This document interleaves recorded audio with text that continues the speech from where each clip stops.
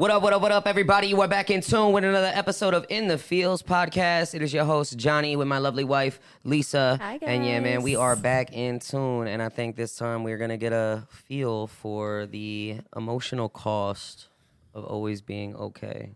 Or of like always trying to, I guess, put on that front of being okay. You know what I mean? Having to always push through and, you know, how much that can cost us mentally and emotionally and how draining that can be. And I'm sure all of you guys can relate. And when we get into this episode or when we start it, I would love to start it with a weekly check-in, you know, and just maybe think of moments where, you know, we had to be okay because we had things to do, or maybe a moment where we weren't able to fully be okay because it was too hard. So yeah, babe.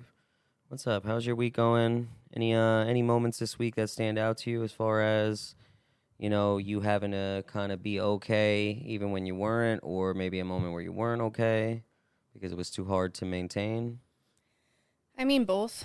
You know, going into the new year and this, you know, first week back at like a full week of everything, we kind of set that goal for ourselves of really trying to, you know, create these slow mornings for ourselves, and sitting on, you know, last Sunday, planning out our entire week, really utilizing our calendars and our reminders. And it was our first week doing that. You know, I've never been a morning person, so naturally, you know, being so locked in on like what we were creating, the fact that like day one going into the week, our alarms didn't go off. I woke up kind of late. I had to rush, which is something that like I don't want to do anymore. So it already set the tone for like a kind of shitty day. But then it just like was weird that like it felt like everything kept going wrong for me. So naturally I started feeling very, you know, irritated, stressed out, overwhelmed. It was like getting the best of me. But like I pushed through. Yeah, I cried. Yeah, I crumbled a little bit, but like I was just like, you know what, just because this happened doesn't mean it can happen tomorrow. Like, I need to just keep going and, like, really trying. Next day, it went fine. Next day, it worked out. Wednesday, same thing. Alarms didn't go off, similar patterns. And I think at that moment, it really, like, took a lot out of me because I was just so overwhelmed that, like, I had to excuse myself at dinner. I went upstairs. I went to be by myself. Like, I cried. Like, I gave myself space because I felt like that's what I needed in that moment. But yeah, like, it was hard. But at the same time, despite how I was feeling and all of that, like, I continued to push through. I continued to stay on task of what we set up for ourselves, and I made it happen. I took the day Friday, gave myself a rest day, gave myself time to do some other things, and now here we are Sunday again, and I'm feeling a lot lighter. I'm feeling a lot better, and I'm excited to sit and do this again until it becomes so easy for us. So that's kind of where I'm at this week. Oh yeah, man. I like that. What about you? For me, I'm a very high functioning, you know, I'm like high functioning depressed person. I don't know how to Polar opposite. I don't know how to label it, but I am a very high functioning depressed person. Like when I'm depressed or sad or angry, like I am very much like shit still needs to get done. I do admire that about you. Yeah, and I mean it's like a double-edged sword, you know, because how long am I going to pretend to be okay before I'm not, you know? Like, yeah. And oftentimes, you know, you've seen me get to points where I just can't anymore. You know, there's times where I got to take a day off, or I have to rest like you and do the same thing, because sometimes just putting on that front of being okay all the time can also be super exhausting. And I just, you know, I just grew up in an era where feelings weren't something that were debilitating. You didn't have time for them? Yeah, well, I wouldn't even say that I didn't have time, but, like, we just weren't taught to make space for them. Like, feelings were just on top of whatever you have to do. Like, they just so happen to exist while still there being priorities and things of that nature. So it just always kind of felt like there wasn't necessarily a safe space for emotions, because oftentimes if it's not happiness, it's looked at as something that doesn't really have importance or something that doesn't have that much of an impact on you and things of that nature. Now, don't get me wrong, like you should be resilient. You should be able to push through. Like you cannot sacrifice priorities and, quit. I don't think you should be doing that just based off of emotion. Now, that's just me personally. Like, No, I for agree. some people, and especially when it comes to, I want to say when it comes to your priorities, your dreams, the things that you aspire to be, like, you can't let emotion knock you off the path. Don't get me wrong. You're working a shitty job. Your job is constantly stressing you out. Every day your job is causing you to fucking be sad or upset. Then, okay, fuck that job then. You know what I'm saying? But not where, like I couldn't stop being a father because I'm emotional. Like, that's one thing that I try to always stay composed. And I think that's another part of my like high functioning emotional construct, is that I will really refuse to let my priorities slip. Like, this week, I definitely felt there were moments that I was getting overwhelmed or overstimulated or irritated, and like you've definitely notice it more than anybody else, because you can tell the difference now versus like the majority of people can't. Yeah. Like my kids can't really tell. I'm always keeping the good fatherly front on, and I try to make sure that for them I'm always Superman, if you will. Like, Yeah. nobody sees Superman cry. The only person who sees Superman cry is Lois Lane. So everybody else is like, that's the hero. He's strong. So that's kind of like how it was this week for me, is just, again, just kind of being on that high functioning side, which again is like a double-edged sword. It's not necessarily the right choice either. Like, neither one of us is right or wrong, us being on opposite spectrums. Like, Yeah. you being more emotionally open and being like more willing to express your emotion, like, that doesn't make you wrong in any way, shape, or form. Like, the same way, like, me inadvertently suppressing it, if you will, or like just kind of putting it to the side until I can make space for it, that's not wrong either. It's just how we are, and everybody's different. And we learn the pros and the cons of those choices, and we try to just make better decisions and things of that nature. Well, I was gonna say I like that we are opposite in that front, because I feel like we can learn from each other, because I feel like because of with me, I feel like you are more vulnerable now when it comes to opening up and really letting your emotions out and just feeling safe to do so within the certain setting. But I'm also learning how to be more resilient and push through despite how I'm feeling. So it's nice that we can like bounce off of each other too, and we can lean on each other for support in those moments, because that's a big thing. Like, emotions and feelings, they're not the problem. I think a lot of the time it's being supported in them, because I feel like, there's a lot of times where we do not feel supported, in our feelings. And that's like for everybody speaking. Because I know that's one of my biggest things, like when I was younger, and going through, previous relationships, I don't feel like my feelings or emotions were ever supported. So it was very hard for me. And being with you, like, we've learned to better support each other within those moments. So now it is easier. Like, this past week, I couldn't have gone through it without you, because you have been there. You gave me that grace, that patience, that love, that reassurance that, like, it's okay to feel, it's okay that I'm having these moments, but also reminding me that, like, this is not failure. Like, you are not failing. It is okay that you feel overwhelmed, but that doesn't mean you could don't let that take over. Like, you got to keep pushing through and reminding me of those things. So, like, it definitely helped a lot. Like, that support does mean something in those moments for people. Yeah, I mean, at the end of the day, we're a team, and I'll say it till I'm blue in the face, man. Teamwork makes the dream work, baby. I can't be mad when somebody on my team is having a bad day. You know what I mean? We still have this game of life that the clock isn't stopping just because we're having a bad day, So that's like one of the biggest things for me, is that, shit still needs to get done. And I think that's what I love about us being more organized now and like planning our weeks out and things of that nature, because, with our week planned out and us being able to visibly see it, we can now safely create space for those bad days, because there are, like, this past week, like, there were times where we pivoted, like, okay, we're not going to film this day, let's move it this day, or okay, we can move this to this day, because the space is there, because now I'm having a point where I'm having an unexpected moment of, being overwhelmed emotionally or overstimulated or whatever the case is.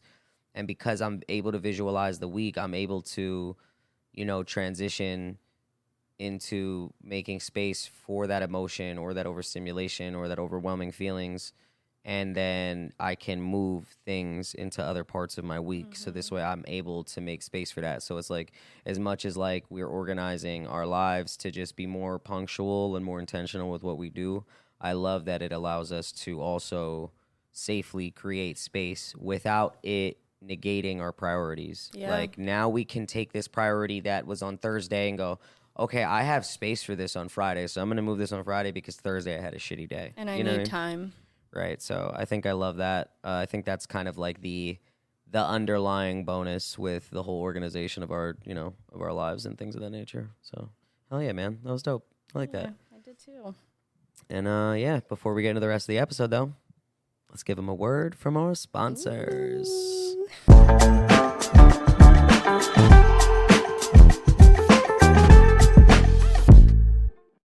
Ooh La Laid, the best lemonade in the Lehigh Valley, in the 610, in Pennsylvania, and probably the entire universe at this point. I mean, For sure. Guys, we've been saying this time and time again. This has been a year almost at this point that we've been telling you guys how amazing this lemonade is. All natural ingredients, made with love, fresh squeezed. And we do have new flavors this week, which is amazing. So excited. I've got the watermelon dragon fruit. What do you got? Strawberry pineapple? Nice. And we already know this is going to be amazing. So I'm going to give it a quick sip real quick.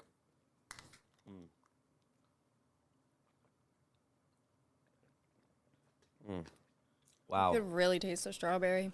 This one is actually super light and refreshing, which I love. Yeah, Maya had that one the other day, and I sipped it, and it was super refreshing. It's really good. Wow, that's going to be gone before the episode's done. They always are. Per usual, I usually get to like 1.5. But yeah, guys, Ooh La Laid, the official drink sponsor of In the Fields podcast. Make sure you guys go and follow them on Instagram at @Ula_Laid. Once again, that's at @Ula_Laid.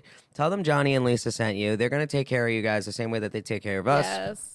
And then you guys also get to brag to all of your friends about how you guys get to enjoy the best lemonade in the entire world. That this is literally like God tier lemonade. Yeah, it's so good. It'll make you want to slap your mama. Nom, nom. Yeah. Deliciousness. And again, follow them at @Ula_Laid. Tell them Johnny and Lisa sent you. Other than that, guys, back to our episode.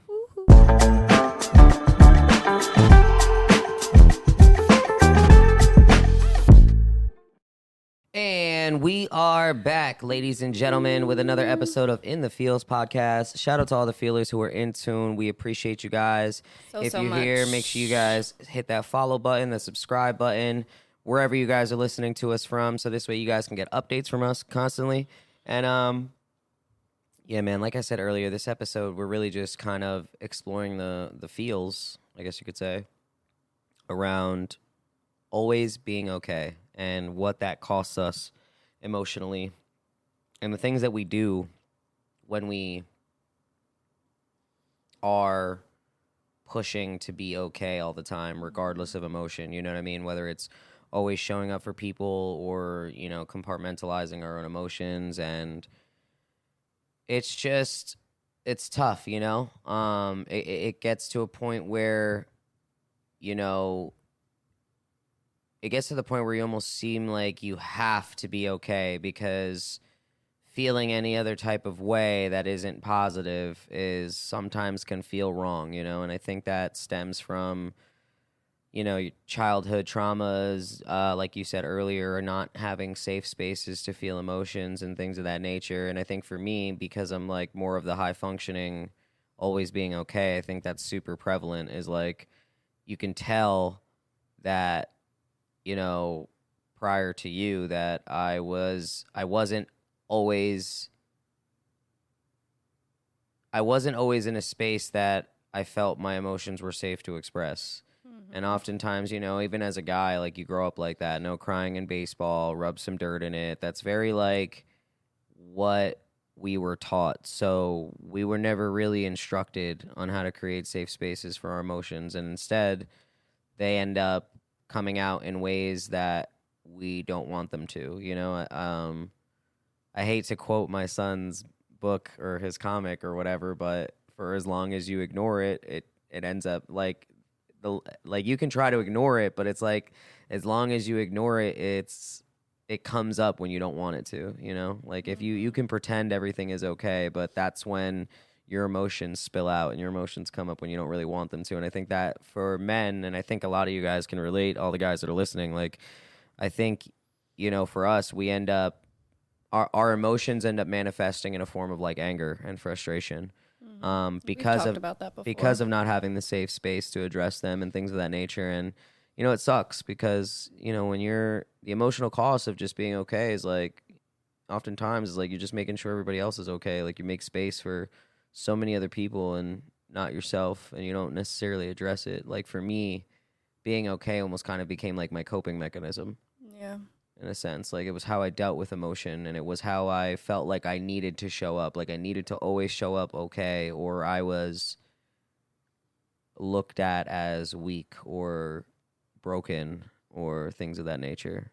But I know for you, it's like the opposite. You know what I mean? For you, it's like you're not the high functioning, you know, like you're not like me in a sense. You know what I mean? Like, and it's not in a bad way. You know what I mean? It's like, for me, it's like a lot of emotional suppression and you know, pushing even when I don't feel like doing it. But I know for you that might appear differently.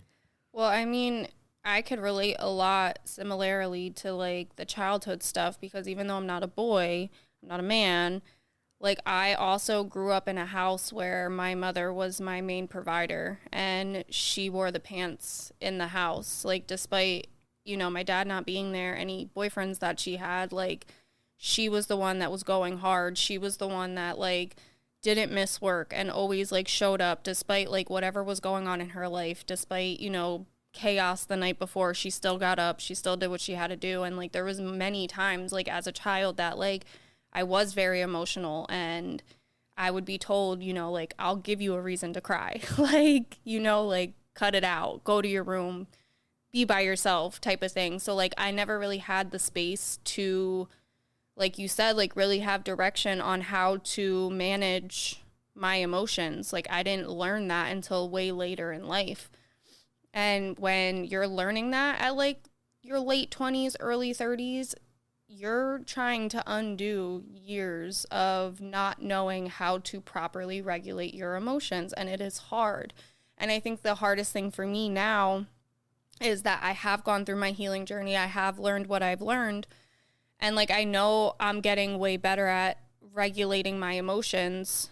Now I'm in a place where if I do get overly emotional, you know, like I did the other night, like I went and hid in the closet with the light off so I could just sit by myself and cry so nobody would see me. And like I was texting you, like I am not okay. Like, I feel like I'm a bad mom because I can't even sit there and enjoy dinner with everybody without my emotions. Like, I can feel that, like, it's radiating off of me. Like, I can feel that other people around me can be affected by this. And the best course of action for me is to excuse myself, which made me feel more like shit. So, like, in turn, I'm, like, making my emotions more prevalent and more upsetting because now I'm thinking of like all these things because I'm like, I should be able to just manage it. I should be able to just push through. I should be able to wait until later when everybody's in bed and then I could feel my feelings, but I can't. So like in that moment, I kind of spiraled, and it was nice because you reassured me that like the fact that I was even capable of acknowledging that, you know, that I'm not okay and that I do need a second to take to myself does not make me a bad mom. It does not make me a bad person, a bad partner. Like, it's just okay to not always be okay. And I think that was the biggest takeaway is like, it's okay to have feelings and emotions, big or small, and it's how you handle them. Like the fact that I was able to walk away instead of letting every little thing irritate me and spill out, you know, annoyance or frustration or anger onto the other people around me, I was able to, you know what, I'm just going to take a time for myself. I'm going to get it out, gather myself, and then, you know, and then I got to the point where I was okay, and I went and snuggled Maya, you know, like, we ended the night very well, and I went into the next day feeling okay, and I just was like, you know what, I got this. I pushed through my day, and like slowly but surely I started feeling okay. Yeah. So, And I got to give you your props because again, it's not, you didn't do anything wrong, you know? The fact that you felt your emotions affecting the people around you in a negative way and took the time and had the strength to really take yourself and give yourself that space, like that takes strength, and it takes a certain level of emotional maturity to be able to do that, because oftentimes we again will let our emotions get the best of us. We will let our emotions impact those around us, and it's kind of, I mean, I've grown up like that where, you know, parents are arguing regardless of children's presence and yelling and screaming regardless of who's around, and I have a rough day, so now everybody around me is irritating and irritable, and just the fact that you even took the time and noticed that and had the strength to remove yourself from a situation where you had the potential to hurt those around you, like, I have to give you your props, because at the end of the day, it's not a lot of people are capable of doing that. Oftentimes it isn't until we reflect back that we realize, oh, fuck, like, I was a piece of shit in that moment. I was a bitch in that moment. I was an asshole, and I shouldn't have done that, or I shouldn't have spoken to my child that way, or I shouldn't have spoken to my partner that way. And instead, you removed yourself prior to that potential moment, you know what I mean? So I got to give you your credit, and I think that's part of the reason I was so reassuring, is because you didn't do anything wrong. You did exactly the opposite of what we don't like, which is being around each other when we're in shitty moods and then being shitty to each other. So you did the exact thing. You did the exact thing that we should be doing, you know, which is taking time to ourselves, removing ourselves from any potential mishaps that could occur, because at the end of the day, we want to make sure shit is good, you know? And I always got your back, man. And I love you for that, and I'm thankful for that. yeah, that reassurance was definitely needed, because I think what hurt me the most in that moment was the fact that, like I said, looking back, like, I've been doing all this work to heal and, like, grow and become better. And in that moment, I felt like I was failing myself, because I'm like, I worked so hard to not be in these moments anymore. And it's been a while since I even got to that point. Like, I haven't felt that in such a long time, but for whatever reason, this week was so overwhelming. And like you said, it's, you know, partly trying new things and creating a new way of life for ourselves. And it's just like, life is testing me, and it wants to see me fail, and it wants to break me. And it's like, I can't let it, like, despite how overwhelmed and, like, upset I am, I need to keep pushing through, and that it is okay to still have moments where I might not be okay. Yeah, for sure. You know what I mean? It's totally okay that you have those moments, and again, I think that's something that you've learned to do so much better, is be very open with the communication. You're very quick now on pinpointing, like, certain emotions coming up. Like, I see you now, like, not letting it get to the point where it breaks you. You know what I mean? Like, you're very quick to kind of, like, I don't know what it is, but some just don't feel right. You know what I mean? Like, you're very quick to assess it now, which is so dope. You know what I mean? Just seeing your growth is amazing. Thank you for that. Yeah, of course. And you know what I mean? It just again, guys, there's just so much that comes with the idea of having to be okay all the time. Like, it's okay to not be okay. And, you know, for me personally, like, one of my biggest things is that, you know, or one of the things that cost me the most is that, you know, pretending to be okay all the time. It's like you get, like, emotionally numb, and you create an environment where, like, you know, people don't even check on you. Like, for me personally, that's probably one of the biggest things that I hate about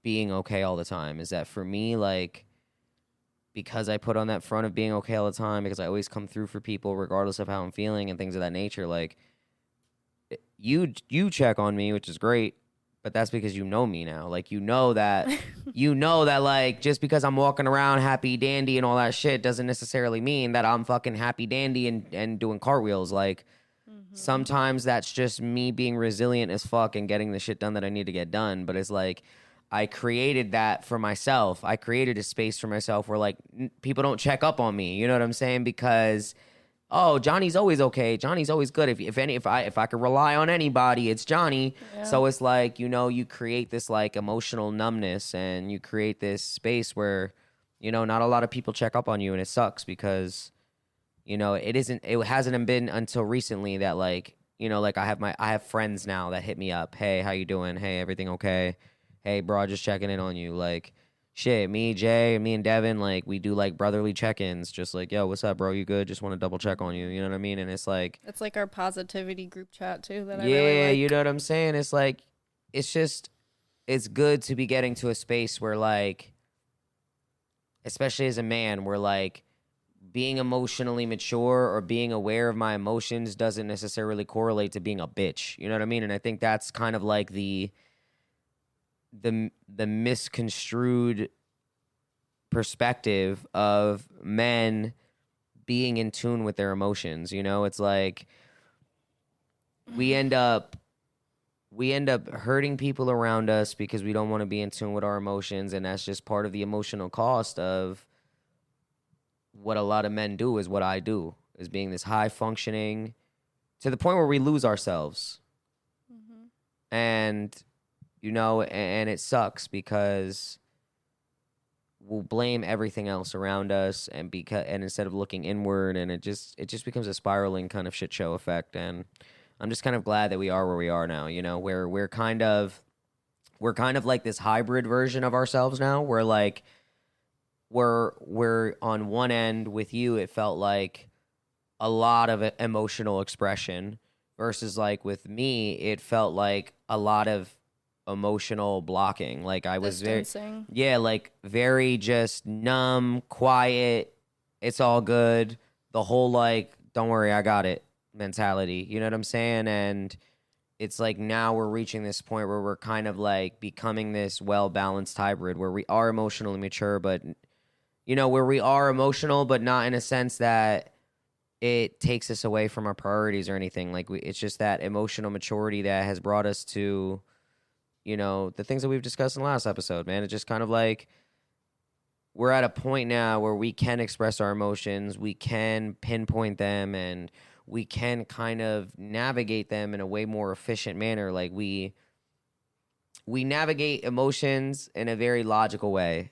If I guess that if that makes any sense, or if that kind of like hybrid, again, not leaning too much to one side, but not being completely numb either, you know, like addressing the emotion, realizing the emotion. How do I get back to a point where I'm going to feel good? What is it that I need to do? What is it that's making me not feel good? So I love that about where we're at right now. And, you know, I hope this resonates with anybody who's listening because we feel for you, man. We feel for you guys, man. And we know that, you know, like I said, for the fellas, like being in tune with your emotions don't make you a bitch, bro. It makes you somebody who you're just that much smarter. You know what I mean? Emotional intelligence is just as important as logical intelligence. It's a form of knowledge.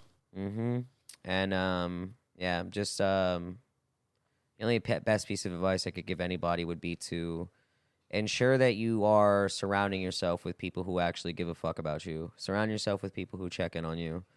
Don't overextend yourself to the point where it's going to put you in an emotional rut or put you in a position where, you know, it spills out in a negative way, or you become overwhelmed or overstimulated, and you just got to take care of yourselves, man. Yeah, because also, like, even just, like I said, how important support is from those around you when you are in those moments.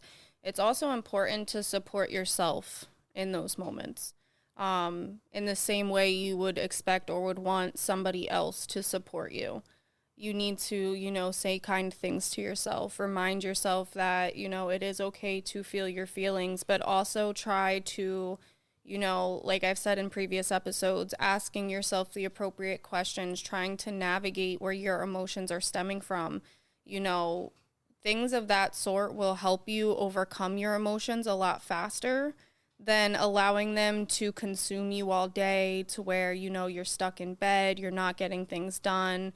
But also depending on the situation, like if you need to give yourself time because of whatever situation is causing you feelings, give yourself that time, give yourself that grace, because sometimes it is necessary. Like our bodies store so much pain and trauma and things that like you don't realize, and you need to be able to let it out. Like it is okay to cry. Men, women, whoever, like it is okay, because releasing that is releasing you, and you have to be comfortable and not feel like it is some type of burden or bigger issue than what you're actually experiencing. Like it is okay to let it out.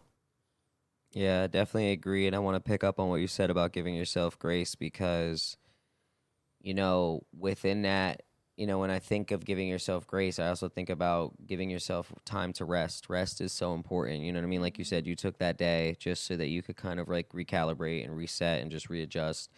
And guys, like professional athletes, as much as working out and training is part of the regimen, like rest is also an essential part of the regimen, you know?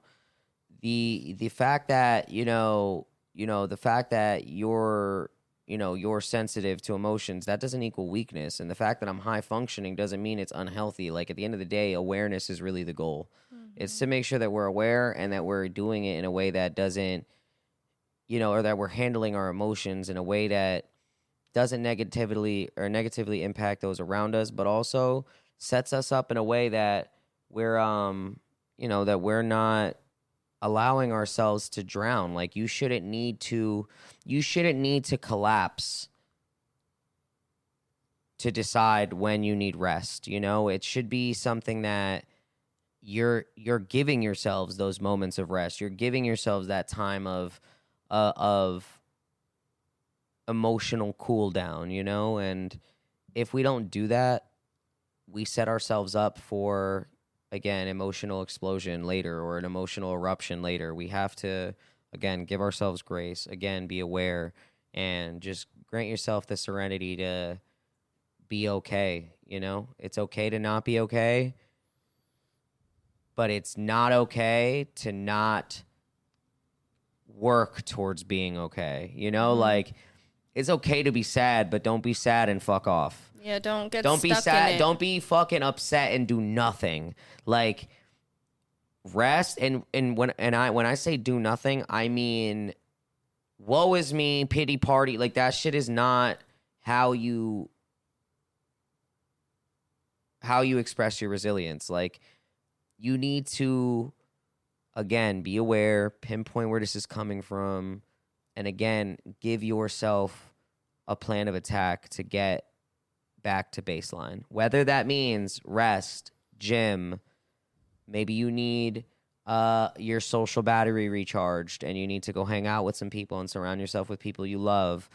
Maybe you need a fucking solo date. Take yourself out to dinner. Go get some good food. Fucking sit at a cafe with your calendar and plan and get a nice little meal. Plan your week out. Whatever you need to do. Just reset. Just don't do nothing. Because when you do nothing, you're only storing the potential of a negative outburst later. Mm-hmm. And if you store enough of that potential, eventually it will erupt and it will overflow. And it's going to happen at a moment that you probably don't want it to happen, whether that's at work, whether that's in front of your family, whether that's towards people you love. And I think that's when it becomes dangerous. And I just love how far we've gotten to where, like even just stupid rules, bro. Like me and my wife could be having an argument right now and the kids can't even tell because a rule is like we won't communicate to each other in a way that we can't communicate in front of the kids. And that to me is like something that sticks with me all the time. So I'm very careful with how I speak. I'm very careful with my tone. I'm very careful with my delivery, regardless of how I'm feeling, because I am just much more emotionally aware of not just myself, but my environment. You know, and it's like it's funny because like, you know, you hear the phrase like there's a time and place. There's a time and place for everything. And it's like you don't realize how much that applies, but this is one of those scenarios that applies so deeply. Like time and place is so essential because, you know, being emotionally aware requires you to be being aware of the time and the place where you're at. Like at work's not the best time to be freaking losing your shit, you know what I'm saying? And like, or in front of the kids, it's not the best time to be losing your shit, you know what I mean? So it's, again, it's like just ensuring you're putting in the work to be aware of what you've got going on, but also putting in the work to put in a plan together to be that version of yourself that you see who doesn't have to deal with the shit that you're currently going through. You know, when you see that version of yourself, that happy, healthy, fun, loving version of yourself, what is that person doing? Is that person sitting around doing nothing, throwing fucking pity parties and making everybody else feel uncomfortable? Probably not. That person's probably got a plan for themselves. That person's probably in the gym taking care of themselves. You have to work to obtain that kind of thing.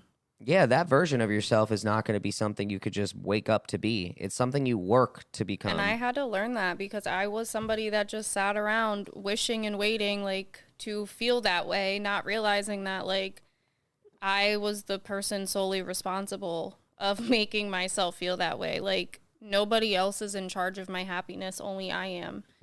And one thing I've definitely learned through my self-awareness is that, like, my sensitivities, they didn't break me. They just taught me what I needed. Yeah.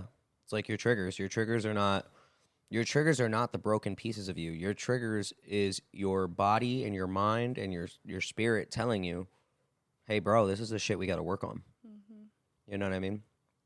And like you said, like your weaknesses or your sensitivities, those aren't essentially weaknesses. Those are reminders of, like, it's like going to the gym. You know what I mean? It's like emotional maturity and like mental strength and emotional resilience is like going to the gym, dude. Like when you lift a certain weight, if you realize, oh shit, I can't lift that, dude. Like, okay, then that's the spot you got to work on, you know? So like if you find yourself like getting overwhelmed in certain situations, or you find yourself, you know,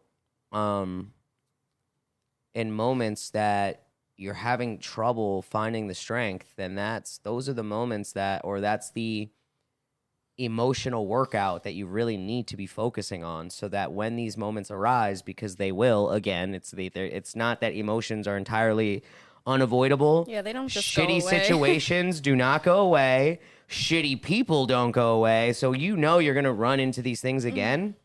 Then do the emotional workouts. Put in the emotional time, or put in the time in the emotional gym so that you can fucking handle. So you know what to do. Yeah, these things. Like if you're constantly ignoring it and constantly woe is me, or, you know, you're making comparisons and you're like, oh, but they always seem to have their fucking shit together. Like, bro, those people that appear to have their shit together are working extremely hard to have their shit together. I just had this conversation with Chris Urena, like when when he came to the office to do the photo shoot for the Valera agency and shit. Which came out fire, by the way. Yeah, I was looking extra LinkedIn profile for sure. No facts.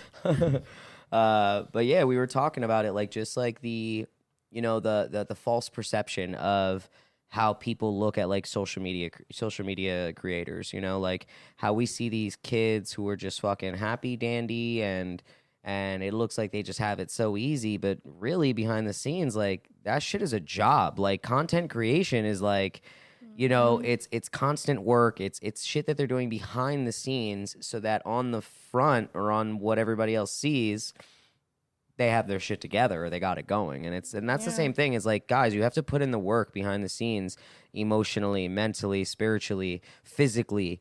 Like you have to put in the work behind the scenes, because the results come later, you know? Yeah, we can't be so caught up in wanting what people on the internet have, because you like look at this whole Christy and Desmond thing, like the internet is breaking right now over their divorce. And it's like I've seen people now mention how like their last few videos, like you can tell that Desmond isn't really in it anymore. He's more in his phone. He's not doing his like silly like Christy laughing and stuff like he was in their previous videos up until this point. So they're like now clocking all these different things that they're seeing, but it's like you weren't noticing those things prior to finding out that they got divorced. We also only see like a 30-second clip of something that they created. We don't know what's going on in their home or what kind of problems they're having. He spoke out and was just like, we've been talking. Like, she knew I wanted to separate. Like, yeah, I made the wrong choice to cheat before we did so, but we already were in the process of discussing leaving each other. Yeah. So it's like, we don't know any of that, but yet we're so consumed and worried about this couple breaking up because they were some type of internet sensation of like, oh my God, I want that so bad. Yeah, they become a standard. But it's like, you create your own standard in the relationship that you want that works for you. Just because they look like they have it all doesn't mean that they do. Yeah, and I think it sucks because, you know, people just be so in tune, you know? Like, even with us on a very small scale, like, because we do this shit together, like, people are like, oh my God, couples goals, fucking, oh my God, that's so fucking, and then God forbid if something happens to with it between us. I fucking knew it. You could tell. Let's start scouring the last 6 episodes. Why did she do the one episode by herself? Why wasn't he there? And then you can see he's not posting as many stats. Like, people just need to mind their fucking business. And then it just sucks because, like, you know, the internet is in such a craze too, because with that same situation, because of his infidelity, it's like, okay, we're going to drag him through the fucking mud, and Christy's fine. She's got it made. She's the real bread and butter of their fucking, you know, that's what happens when you got social media. When you have a couple that does it, one of them is going to be the leader and blah, blah, da, da, da, da, da. And I'm like, let them be. Like, leave them the fuck alone. And to be fair, honestly, the only reason I even know about them isn't because of her. It's because of his laugh. The fucking fucking whatever he was doing. He would kill me. That's what would make it stand out to me. Yep. But like now the way that the internet is, because of his infidelity, he's the inferior one. She's fine. She's gonna have an NFL player, an NBA player by the end of the fucking week or really, whatever. I just wish the best for both of them. Yes, of course, dude. They're both fucking human. Like, dude, so what? He had a fucking moment of weakness, and he's in a relationship with dude, it's hard to be in a relationship with someone who's popular. My wife could be the first one to fucking tell you that. Yep. She knows how fucking, especially when I was prime fucking Billsy, bro, and I was doing my music shit, like, I know the level of skepticism was at an all-time high.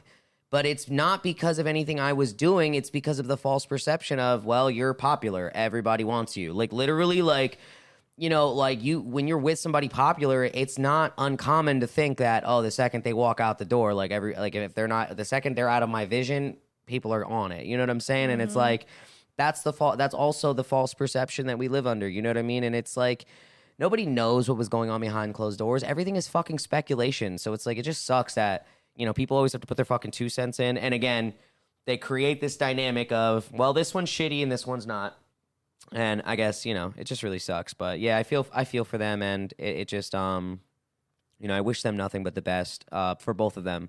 Yeah. You know, at the end of the day, they're both human, and I understand the difficulties of being in a long-term relationship, and I don't know the difficulties that they faced being a popular couple yet. You know what I mean? I know we're getting there with our podcast, and I don't know what difficulties are ahead of us when this podcast breaks. You know what I'm saying? Like, the day that it happens, because it's going to, because we're locked the fuck in, it's gonna happen. I can't You know? Lisa's gonna start getting hit up by female brands and wanting, you know, being ambassadors and blah, blah, blah, blah, blah, blah. I'm gonna be getting hit up by fucking men's mental health, blah, da, da, da, da, da. Speak that into existence, and we're gonna get to a point where, you know, we are Christy and Desmond, you know? And we're going to have to be doing things outside of this podcast to maintain that appearance, and doing fucking stupid videos together and things of this nature. And we're going to get to a point where we're going to face similar things that they faced. And I don't know what that holds for us. Do I believe in the strength and the foundation within our relationship to push through and be resilient? Of course I do. But again, everybody on the can't internet, predict the future. everybody on the internet who literally has fucking 400 followers or like 1,000 followers is talking about people who got millions of followers and that their entire fucking careers were based on social media. You guys don't even have an inkling of an understanding of what they've gone through. It's different for everybody because look at, Larry and Sashi. Like, they're hands down one of my favorite, like, internet but family. we don't know what happens behind closed doors. We Or don't. look at Chiclet and what's her name? She's always like mean to him in the videos for fun. Yeah, but behind closed doors, they're probably so lovey-dovey. They're married now. They're married now. He's sober. He hasn't drank alcohol in like fucking mad long.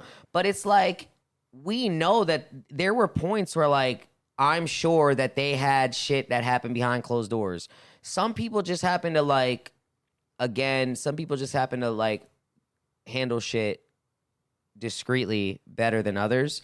But again, I just hate that the internet takes like a couple breaking up, like Desmond and Christy, like they're breaking up or they're getting divorced, and it's like, well, we got somebody's to blame or whatever the case is, versus like in this case, like you said, like Desmond said, he's like, we've already were in talks of getting divorced and things of that nature. Like, yes, he made a mistake, and I think that's just when the relationship is over, for as long, the relationship can be over here. The relationship can be over way before it ends. That's what I mean to say. Like, it can end. It could be over here, but y'all don't actually break up until here. You know what I'm saying? So it's like, we don't know how emotionally checked out they were. We don't know what their house has been like for the last 3-4 months, but people are just fucking eating that shit up, man. And just, I despise the internet for that reason. I think it also just depends on the content you choose to put out. Like, I feel like we put a lot of work into our relationship before even starting something like this. And a lot of the purpose behind us starting this was to help teach other people things that we have learned, which has done nothing but greatly benefit us and help us become the people we are today and throughout the journey of the people we want to become in the future. Like, we have like a set standard of the kind of content that we want to push. Like, we don't want to push things of like us just pranking each other or annoying each other just because that's what goes. You know what I mean? Like, yeah, we do here and there, but that's not just the main content. I immediately thought of the Jackass videos. For anybody who hasn't seen those videos, I do these Jackass videos where it's like I do like a quote unquote stunt that would piss my wife off, such as like dropping my dirty laundry next to the laundry basket. Yeah, except when I come home, it's in the laundry basket. So again, guys, this is done by professionals, performed by professionals. I do not recommend that you do it at home. You're so funny. No, but you're totally right, baby. Like, as far as what we put out, it's what we want to receive, and I think that's been kind of like a belief for us and very rooted in our relationship. Whereas like what we put out is what you get back. You know what I mean? What you put into the universe gives you back. So if you put shit out, you're gonna get shit. If you put good out, you're gonna get good back, and it may not always come in a form that you want it to. Too, like. It's weird, right? Because I feel like we've been very good in putting good out and shit like that. And it's not always good that we get back. Sometimes, and I mean this to say, like, for example, we put out good into the world. We put out the type of people we want to be around, so on and so forth.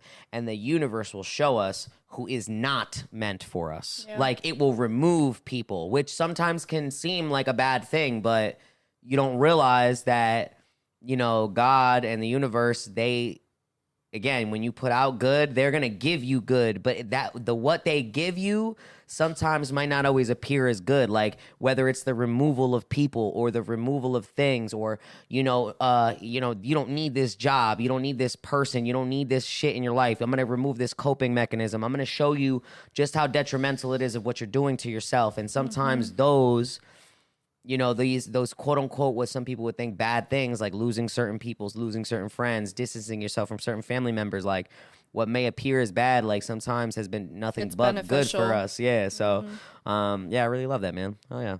I like this episode, dude. Yeah. You want to send them home, baby? Yeah, let's do it. All right, guys. So you already know how we finish every episode. We like to send you guys home with a final listener question. And, for all the feelers that are tuned in, The question that we want to leave you guys with is, in what ways do you show up as okay even when you're not? Again, in what ways do you show up as okay even when you're not? Drop it in the comments below, because you guys, wherever you guys are listening to us from, whether it's YouTube, on the socials, make sure you guys drop it in the comments below, because you never know when the why in your story is silent and becomes our story. Yeah. Until next time, guys, keep feeling, keep sharing, and keep it real within the feels, baby.